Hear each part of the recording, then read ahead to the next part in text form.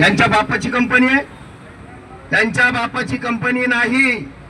यांना याचा अर्थ जर कामगारांना त्रास द्यायचाच असेल आणि त्या चालकाला जर त्रास द्यायचाच असेल तर यांच्या पाठीमागे आम्ही संघर्ष कर्मचारी कामगार युनियनचा एक पदाधिकारी म्हणून मी या चालकांच्या पाठीशी उभा आहे आणि माननीय राव साहेब सुद्धा उभे राहणार आहे। त्या बाबतीत तुम्ही अजिबात घाबरू नका। यांना मी आवर्जून सांगतो। मित्रांनो, वेळही बराचसा झालेला आहे, माझ्यानंतर बोलणारे वक्ते आहे। मी जाता जाता एवढंच सांगेल,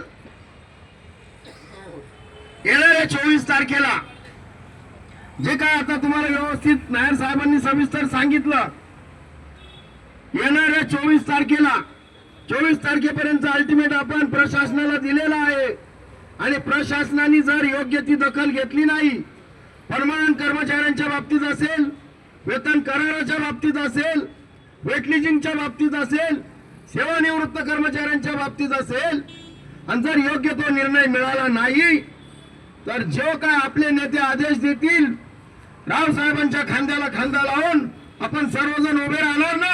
हो, एक ताकदीने उभे राहणार ना? हो, एवढेच सांगतो आणि इथेच माझे 2 शब्द संपवतो। जय हिंद, जय महाराष्ट्र।